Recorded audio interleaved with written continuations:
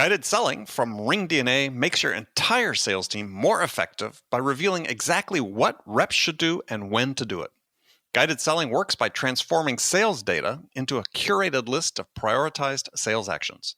So when reps start their day, they'll never again wonder which prospects and accounts or hot inbound leads to reach out to next.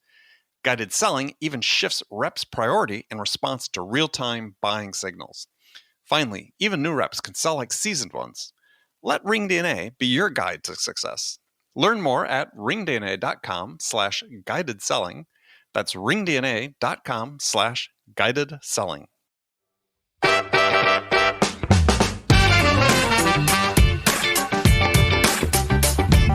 It's interesting. You talk to vendors, like, I was talking to my lawyer the other day, like, this was a really difficult and monumental lift for them, right? Like, to get people to work from home and to try to promote collaboration, and they've got security concerns and so on. Fortunately for us, a half an hour after we announced, which is like March 10th or something like that, that we were going virtual in response to this, people were up and running at home. Maybe they grabbed an extra monitor on their way out and are fully up and running within minutes. For a lot of organizations, that's not the case, but I think the deeper underlying aspect is that just like buyers, our people want the flexibility to be their best self, to work in their best environment, and so on.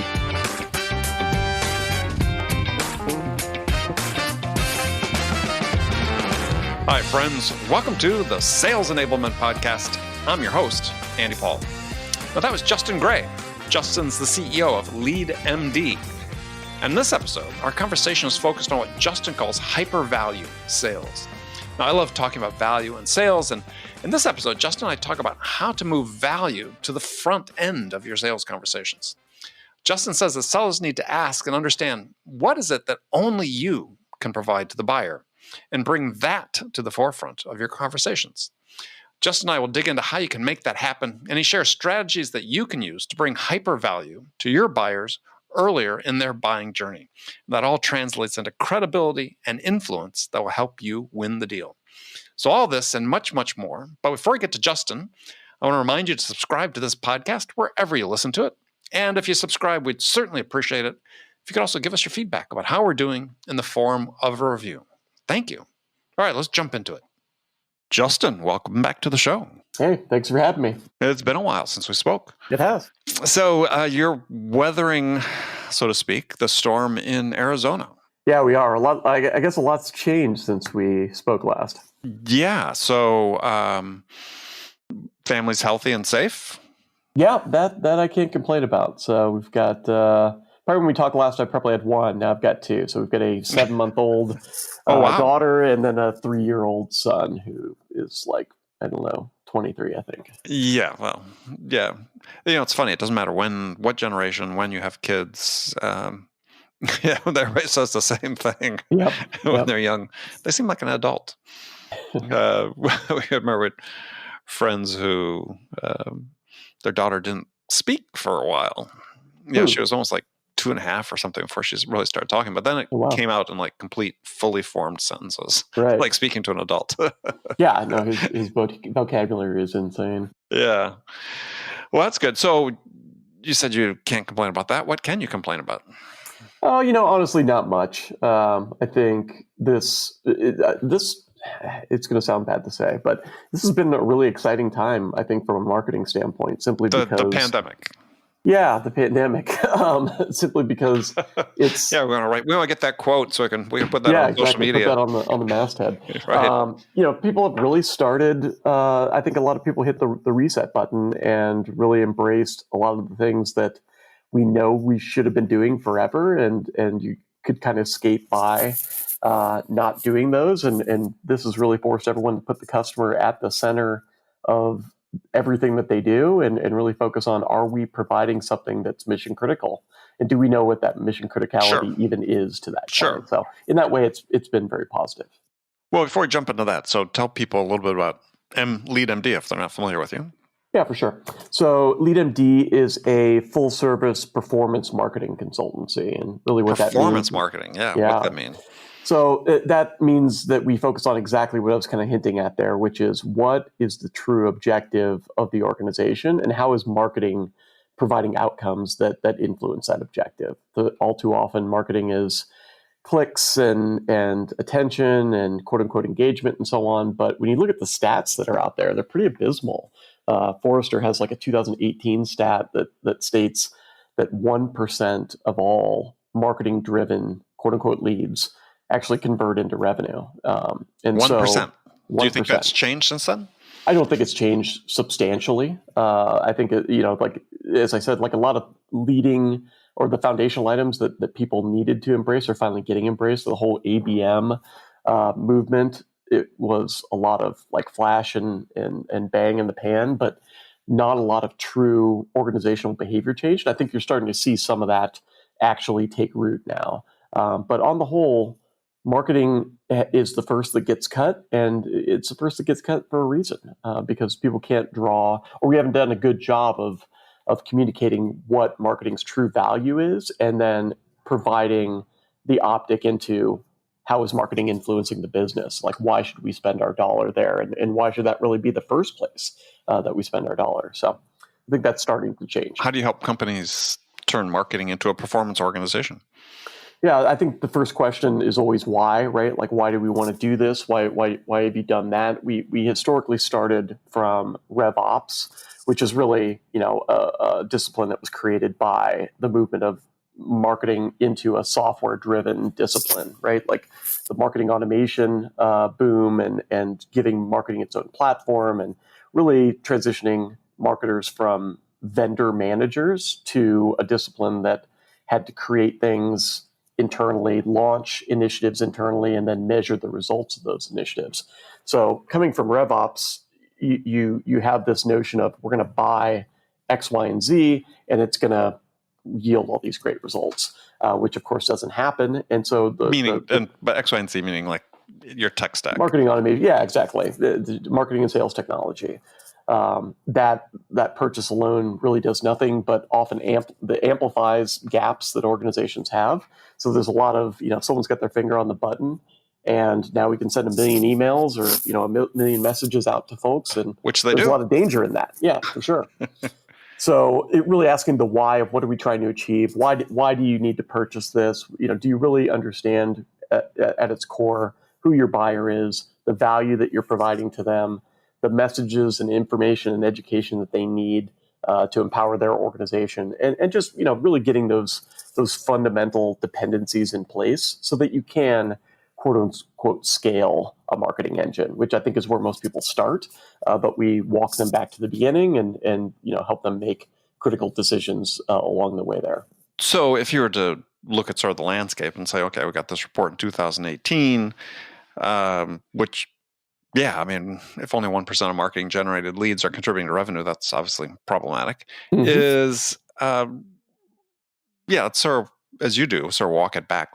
What is the beginning? What's the first thing that, the CMO needs to look at to say, yeah, we want to make a real contribution here? Yeah, I think it all has to start with relationship to the buyer. And by buyer, I mean, someone moving through the stages of a customer relationship. And certainly after that customer relationship is formed, I think marketing needs to curate and manage that relationship as well. So that's, if you ask most organizations, the one thing that they will agree on is that they have a data problem, and data is our representation of how well we know that buyer and customer. So I think we have a customer relationship problem, and that's always where our first focus is going to start, whether it's just understanding the work that they've already done and maybe they're in a good spot there, or the much more predominant, which is, no, we need to really do some further exploration there and understand who that customer is, again, what they fundamentally need. And that's the benefit that this pandemic has brought is, immediately everyone that was not mission critical was cut. So whether you wanted to or not, you just took a really large NPS survey. And all of the attrition that happened in that process, I think, was a big wake-up call. Inversely, day two, everyone wanted to immediately reach out to their customer and say, how are you doing? How are you getting through this? How's this changing your business? And so on. And for a lot of organizations, that was just a motion that they couldn't run. They didn't know who they should be talking to over there, or if they knew that person, they didn't have a relationship in place.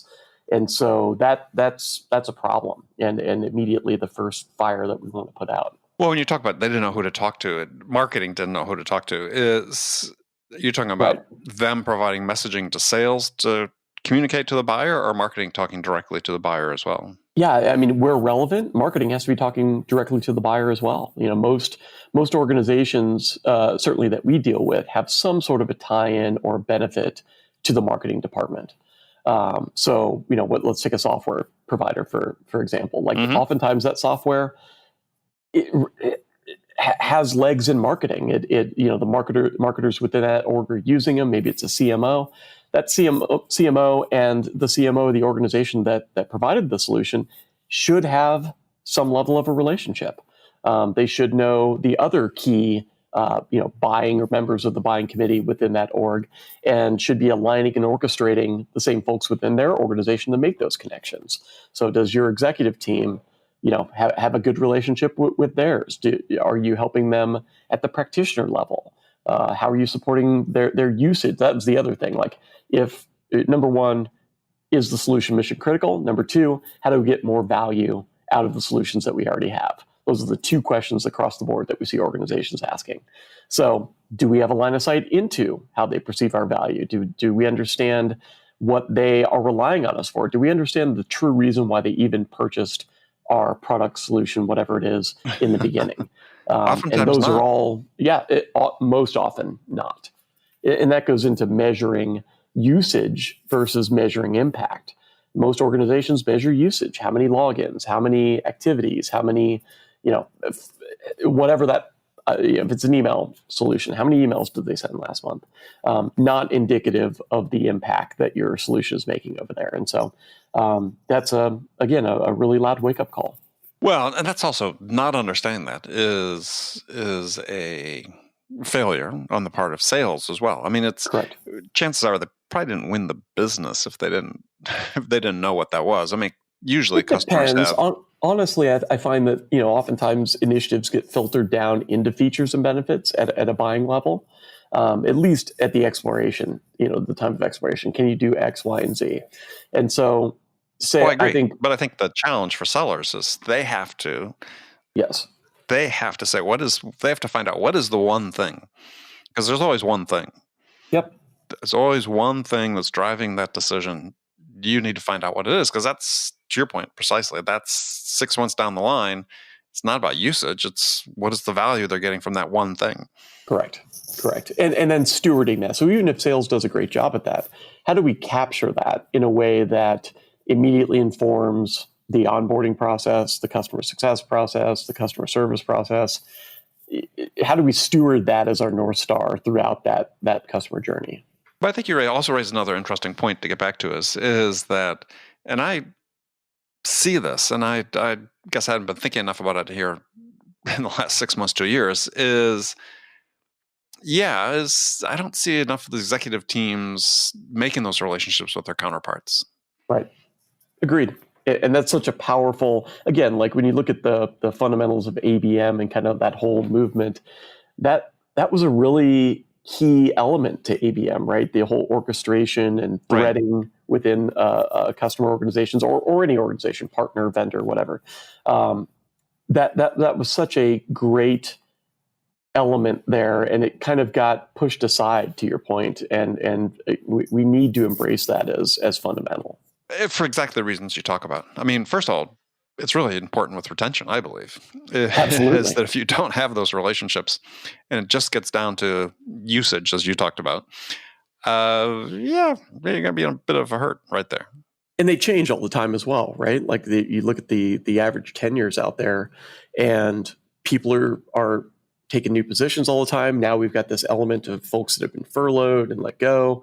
So that's a relationship that has to be actively curated. And again, we focus marketing and sales so much on net new acquisition. And you look at everyone's comp plans, and they're all centered around that concept. But what we're losing, what's slipping right through our fingers, is driven by the fact that we're not incentivizing people to steward that relationship and ensure that that goal is passed along to each element of our organization. So Yeah. I think a lot of things have to change there.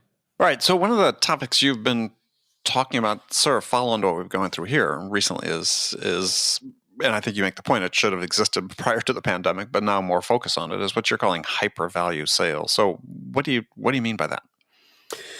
Yeah, I think so. Let's get back to the fundamental of ABM, right? Like we should know if we've done an exercise to really define our addressable market, our ideal customers within that market, then we know that we can make an investment within those organizations, and it's going to be worth our time.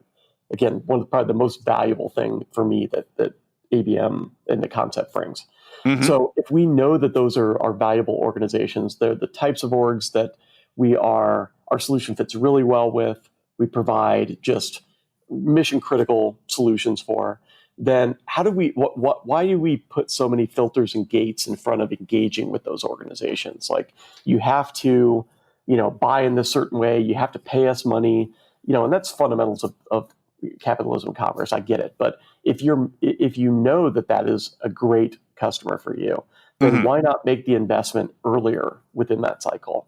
Why not enable them around the purchase of your solution? Why not give them the things that we're normally holding off, maybe providing late stage, once someone's already signed a contract and they're into onboarding or whatever, then we give them these really helpful assets and tools. Why not give those to them up front? Why not give them access to our solution up front? Yeah, so I think you saw this with a lot of, what I would call compassionate offers as a result of the pandemic. Right. Educational software. Right. Free trial. Yeah. Zoom. Right. Like, hey, take this platform, use it for 3 months, and we're gonna really focus during that time frame on making you successful with that platform. If you're providing that to a group of folks that you already know are going to be great clients for you, what's the harm in doing so? In fact, the conversion rate off of a marketing or sales activity along those lines is so astronomically higher than that terrible, abysmal 1% that we talked about. Like, why aren't we leading with those types of activities, those assumptive purchase activities? And I think, again, the pandemic opened up the door to be able to do so, but your great organizations have been doing that for a long time. You look at someone like a Slack, hey, let's get them hooked on drugs. And that's exactly what Slack did. And to this day, it's the one solution. We spent a lot of money on technology. It's the one that's ever been driven, unanimously across the organization. We want to use this. It's great. We've got to get it. And now we pay Slack a decent amount of money every month. So, I think it's just that mentality. Right. But what you're talking about, though, is not a freemium model. It's much more deliberate than that. Yeah, exactly. In some cases, it's freemium. In other cases, in all cases, it is education and enablement. So you take let's rewind to marketing automation, like 2008. No one knew what they were committing to at that time. You get this platform, and suddenly you look under the covers, and it's like, oh, what's your lead scoring methodology? Well, no one really had a robust systematized lead scoring methodology. So I think Marketo, for example, in a HubSpot, still does this, did a great job of giving tools to that buyer to show them, like, hey, when you actually are to the point where you need to purchase a technology like this, these are the things that you're going to need to have in place. In fact, go use them with whatever you're using right now. And so, you saw a lot of their content, that I think John Miller did a great job of creating and disseminating, was about preparing the buyer for that purchase, and that they could also realize some value of it even without buying that piece of technology. So that's really at the heart of what I'm talking about. Yeah, I was thinking those are good examples too, because certainly in pandemic we've got, as you talk about, Zoom, educational software, other applications. People had this crushing need that is identified, right? But it's thinking about it more, sort of assuming we get past this period of time, is a more mundane, sales situation. Is you talk about moving value to the top of the conversation. So like a good way to frame it, and I think you said something about this once I was looking at an interview you had done, is that it's about really focusing on what is it that only you can provide to the buyer. Mm-hmm. This gets back to the thing we talked about, the one thing, right? Is Right. if you do a great job of identifying that one thing, it should align to that one thing that only you can provide to them. Right. Or are willing to provide to them, right? Like Right. so one of our examples.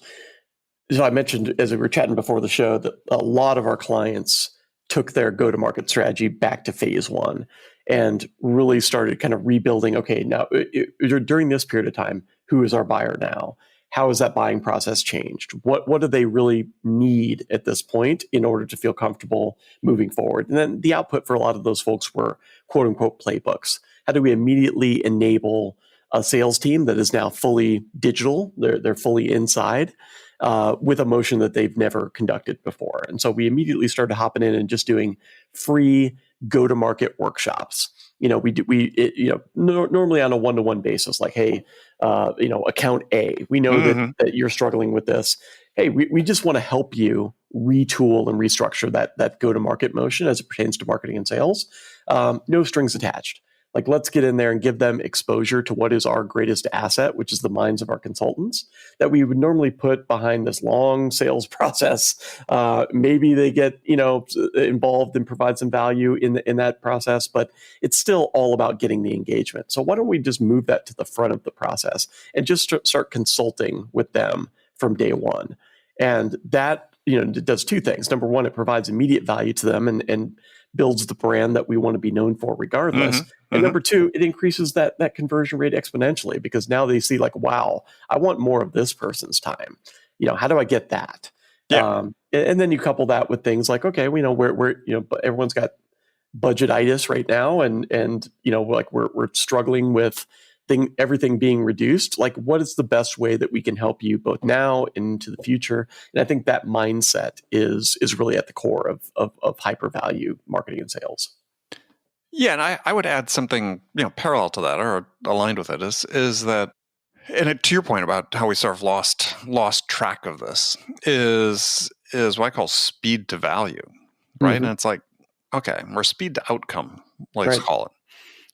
What can be solved now, Right. right? I mean, yeah, we may have furloughed employees, we may have canceled projects, but we still have some things that are really important that we solve now, and they may have been part of a bigger transformation project we're looking at, but we need to fix it now.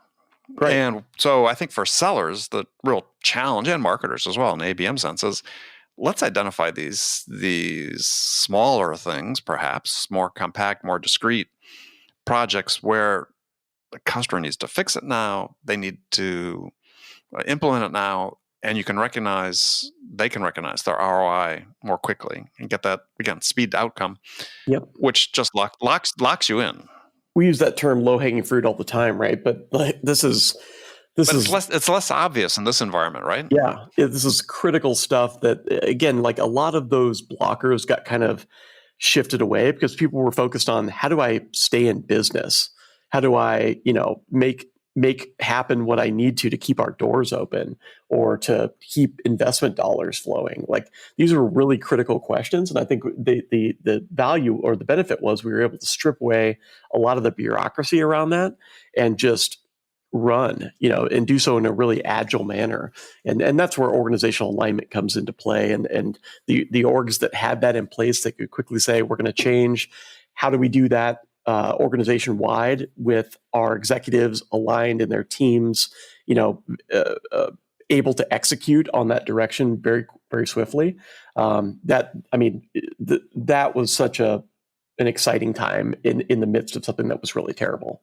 Yeah. Well, I wanted to go back to a comment you mentioned about low-hanging fruit, because I wasn't really talking about low-hanging fruit. And I think this is the part where most people miss it, is they look at the low-hanging fruit, but that's a matter of convenience, right? Sure. What we're finding is, what do they really need? Yeah, what are those critical items that we can solve for? And low-hanging fruit is considered to be sort of obvious, right? Sure. This is not going to be obvious necessarily. It's going to take some work. Mm-hmm. But to your point, if you're providing the value up front, if you're having the conversations, then the right way, having the conversations, then you're going to uncover what these really That's a critical good needs point. are. You have to put some really intentional focus on this and ensure that what is coming out of those discussions is really going to move the needle. Yeah, and this is I think it's been sort of the hard part for a lot of companies because so many of the conversations I think are maybe well intended but very superficial. Mm-hmm. And because people are so afraid, I want to express my empathy, but in doing so, I make sure I don't really want to push. And it's Right. like, it's not a matter of pushing. They want you to ask about, yeah, we still have these critical needs. We need help. And they don't always customers don't always volunteer those. Well, I think that's a great point about like kind of that fake empathy, because so many people position that as a sales play just to get over the hump of what was going on. Then they ran them right through the normal process that they would Exactly. they would have before, and that's not what we're talking about here whatsoever. So what does the future of work look like for LeadMD? So I think, like a lot of it's interesting. You talk to vendors, like, I was talking to my lawyer the other day, like this was a really difficult and monumental lift for them, right? Like to get people to work from home and to try to promote collaboration. They've got security concerns and so on. Fortunately for us, I mean, a half an hour after we announced, which was like March 10th or something like that, that we were going virtual in response to this, people were up and running at home. Maybe they grabbed an extra monitor on their way out and, are fully up and running, within minutes. For a lot of organizations, that's not the case. But I think the deeper underlying aspect is that just like buyers, our people want the flexibility to be their best self, to work in their best environment, and so on. So we've always been a work from home as an option culture, right? Like most people will take probably a day a week and work from home. We did a big return to work survey. And the biggest thing that stood out is, although we have that in place, I don't always feel like I can actually do that. And so I think it's about the license to ensure that we're providing that flexibility when needed, but we're also understanding what the value in coming together is actually meant to provide, which is education for other folks and the sharing of stories and just the communication of that tribal knowledge and so on. So it's definitely more flexible. And at the same time, I think it has to be more intentional, because when we are I think a lot of people are right now feeling that, wow, it is difficult when you don't have those like in-person huddles where you're kicking around solutions to a client problem and so on. So I think it's just about doing what a lot of people have said that have kind of burnt out, and then they look back at it. It's like, I wish I would have been more intentional about the time that I spent at the office. And I, at the same time, I want the flexibility to live my life, to be in an environment where I'm not distracted and so on. So definitely that like flex space. And we've focused a lot at even changing the office to promote that. We were a traditional bullpen environment where everyone's, out in the same space. Mm-hmm. And during this time, we've lit up a ton of privacy offices. Like we've remodeled the office while everyone was out to provide some of that like alone, focused, non-disruptive time as well. So I think it's just a better hybrid.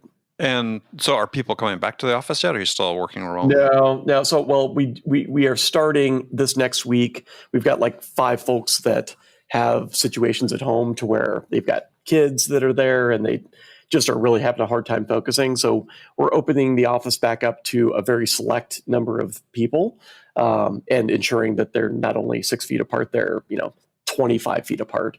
But Arizona is an absolute hotbed right now. So we're trying to keep everyone separated for as long as possible. And I think September is kind of our bookmark at this point, but that bookmark may move. Interesting.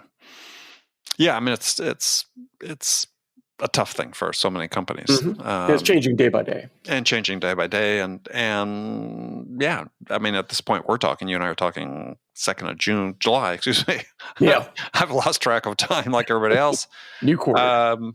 Yeah, I mean, it's heading in the wrong direction. So it's really hard to predict what's going to take place. Yep. So a question for you. This is a more general question. I ask this a lot of my guests now, and you understand you come from a marketing background, but you've, CEO, founder, you do a ton of selling. So other than learning from experience, how did you learn how to sell? And what I want you to do is you get five answers, and they all have to add up to 100%. And so the answers are coaches, mentors, 1, 2 is peers, 3 is customers, 4 is self, meaning reading books, listening to podcasts like this wonderful podcast, and 5 is some sort of employer provided training. So coaches, peers, customers, self, training, added up to 100%. Where do you think you come out? Yeah, I would say lowest on that totem pole is certainly employer provided training. Like I've been through probably 3-4 like formal sales training methodologies, and although I think they've got good chunks and elements to them, like I can't say that that's been the predominant influence by far. Like I'll just make the math easy and say like 70% of that comes from, I'll say, mentorship, because there are some intentional relationships there, but like observing someone that's really, really good at the profession of sales. And like I'm an echo type person. Like if you show me someone that's doing something really well, like that's the best way I learn. Yeah, definitely most heavily influenced by folks that were just at the top of their game, that were reading the customer, that were really asking a ton of questions and just mirroring a lot of that behavior. Certainly the first and foremost. Okay, so mentorship number 1, 70%. So you got 30% to split among 4.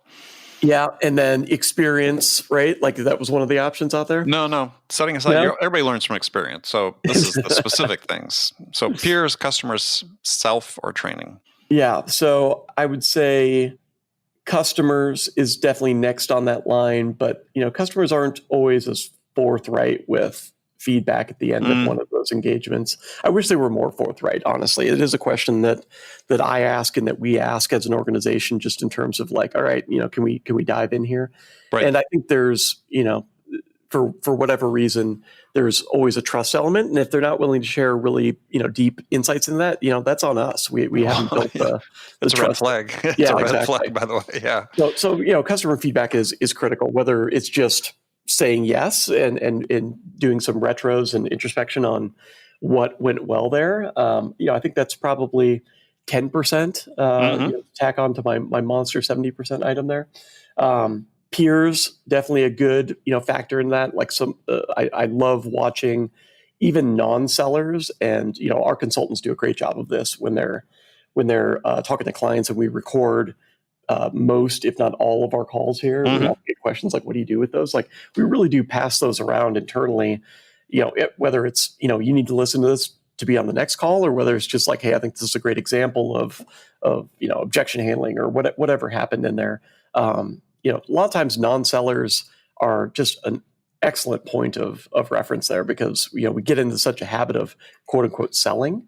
But sometimes we don't approach things from a different angle, or just ask what is a really obvious question. And so what's my last one? Self and peer and training. Yeah. Training's at the bottom. Training's like 1%. I guess I'd put the rest bucketed into self there. It's just you have to go out and consume things like this and learn on your own and get as many perspectives as possible. But to that point, like, for me, self is really just a gateway into the mentorship and example-based learning. Because if someone's doing something really well, like, I want to reach out and talk to them. And that's the biggest piece of advice I give anyone that reaches out to me, is like, you reach out to people. Like, they will say yes. Very, very rarely has anyone said like no. It may be like a month gap before someone gets back to you and says like, oh man, I meant to follow up on this and so on. But like, very rarely do people say no when you ask them to have a chat, and I'd say just have some really intelligent questions prepared, be intentional there. And I think that can just be such a powerful resource. Yeah. Perfect. Well, that's good. I like that answer. I mean, it's your answer. I mean, it's not that I'm judging the answer. I like that answer, but we're going to build up a little database of answers. Cool. So, yeah, it's one profession that really doesn't have, I mean, like, there's so many, Sandler selling and Challenger sale and so on. Like, there's so many formal methodologies out there, but I feel like there needs to be like a great database of examples as well. And that's something that the profession could really use. Well, I think we need to understand how we're actually learning, Right. So, we spend $20 billion a year on sales training. And if everybody says it contributes, they feel personally it contributes 1%, then that's sort of a problem, right? Why are we spending that $20 billion? So, is that $20 billion? I had no idea the number was that big. Yeah, in the U.S., that's the number I'd read online, and so my take is not on your 5 questions, but on I think we have to ask ourselves as a business is, are we Who's training providing our any people? value for that? And I could think alternatively is if we think that sellers learn primarily from coaches and mentors, let's say, then maybe we should be spending the better fraction of that $20 billion training coaches. Yep. No, I will say that's one thing when I ask other people, like, hey, where did you learn that? Or like, what's been the biggest influence? Everyone always has that one person. Yeah. That they worked under. It's like, it's like, that guy or gal like blew the doors off everything that they touched, and they reference that individual. So I think that's a big reference point for anyone. Yeah. I mean, for me, there were 2 people in particular, but yeah, I mean, they they influenced me throughout my entire career. I always look back on what I learned. So it's powerful. All right, Justin. Well, thank you very much for joining me. Absolutely. How can people connect with you and learn more about LeadMD? Yeah, email's always the best way, jgray@leadmd.com. Pretty active on LinkedIn. I'm actually /LeadMD on LinkedIn, and Twitter @jgraymatter. Perfect. All right, Justin, a pleasure. Awesome. We'll do it again. Yeah, thank you so much. Okay, friends, that's it for this episode. First of all, I want to thank you for taking the time to listen. I'm so grateful for your support of this show, and I want to thank Justin Gray for sharing his insights with us today. If you enjoyed this episode, please subscribe to this podcast, Sales Enablement with Andy Paul, on iTunes, Spotify, or wherever you listen to podcasts. And if you could also leave us a rating or review, let us know how we're doing. Well, we'd certainly appreciate that as well. And you can do all that on your phone in less than a minute as soon as this episode is over. So thank you for your help. And thank you so much for investing your time with me today. Until next time, I'm your host, Andy Paul. Good selling, everyone.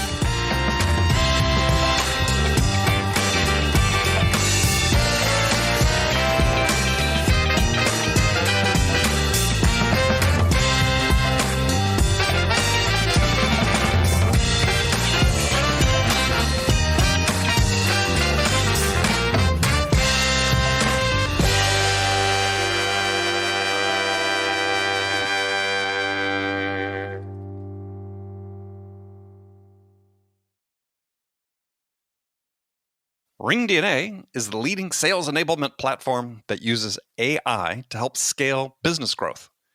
Trusted by the top companies across the globe, RingDNA offers a suite of powerful tools for every sales role. The RingDNA Dialer radically improves sales productivity and call connection rates, while guided selling helps reps know exactly what to do and when to do it. Conversation AI uses artificial intelligence to surface the most impactful coaching opportunities in real time. So, no matter where your team is working from, the RingDNA platform can help them exponentially increase call connections, opportunities, and revenue. Learn more at ringdna.com/platform. That's ringdna.com/platform.